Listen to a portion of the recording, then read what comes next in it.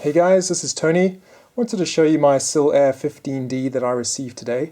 I have been using the Sparmax 610 piston compressor, so that was my oilless compressor. It was probably one of the quietest piston-based compressors out there, but I still received complaints from my family that it was too loud. So my next step after a couple of years was to go to an oil-based compressor. So this is made by Werther in Italy.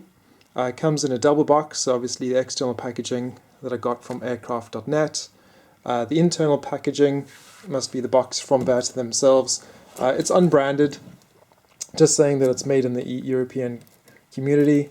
Unlike the Sparmax, the box is nicely branded, but obviously I don't care about that. Color scheme wise, I mean, it definitely does feel more industrial-like compared to the Sparmax, which is black.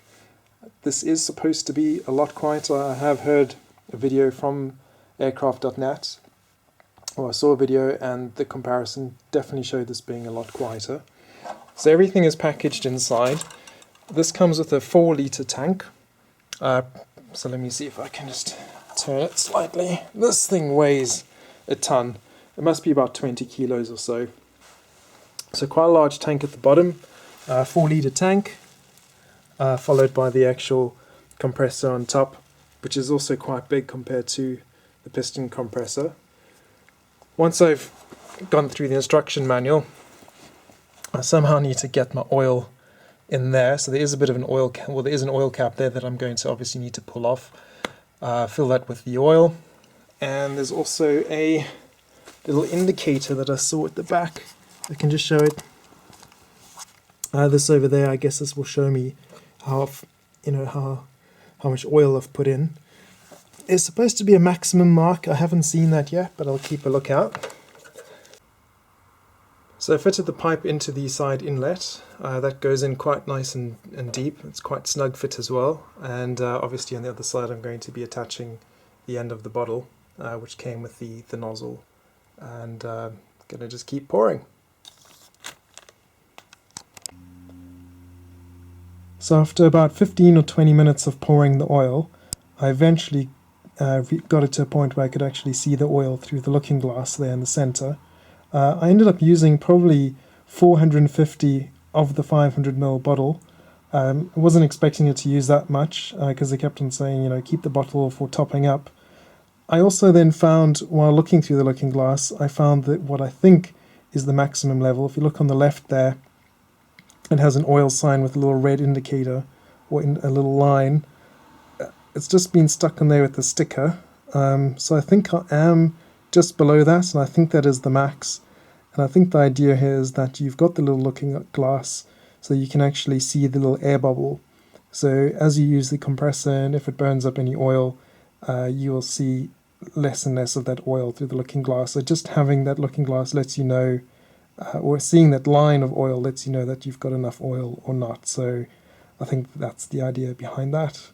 So I'm going to let this settle for about 5 minutes or so. Obviously pouring in that oil, I've introduced a lot of air into the system. So going to wait a while, and then I'm going to hook this guy up and turn him on. So I had a real tough time putting on the air filter at the back. I found that looking at the container for the air filter, it's quite wide, but I couldn't actually slot it in there because of the sidewall of the carry case. So with the carry case, it's quite easy to undo the side nuts here. The bolts are actually fixed on the inside there, which means you can take them off without having to deal with putting them back in. So I had to, unclasp the sidewall, pull it apart, and that then let me put this filter in there. So if you do consider getting this kit, just be aware of that. At the moment now, even with it in there, there's a lot of pressure being applied on the sidewall here, which in turn is putting a lot of pressure on the inlet there. So I'm hoping that this is strong enough not to snap. I'm a little concerned that it might snap off at the solder point there. Sorry, let's see if I can. There you go. So I'm a bit concerned that it might snap over here because there's so much force being applied here. Before I turn this on, I wanted to point out a couple of interesting things. First of all, the moisture trap is actually fixed to the tank. On the Sparmax, it was very easy to remove. In fact, you had to remove it when transporting it because the outer case of the Sparmax actually only went as far as the tank, whereas here the actual carry case goes all the way to the front, so it actually protects your moisture trap over here. So there's obviously the first regulator here, which will tell you the pressure going to your airbrush. So this goes up to 8 bar or something to that effect. Here you'll see a secondary regulator, and this actually tells us the pressure within the tank itself. So what will happen here is when the pressure reaches 120 psi, the pump will turn itself off, and when the pressure drops to below 60, the pump will automatically turn on and pump away and fill up the tank again. So this is, very similar to what the Sparmax 610 was doing, except the Sparmax didn't actually have a regulator to tell us what the pressure was, and it had a much smaller range of 60-40. So what that meant is that the pump would be turning itself on a lot more frequently.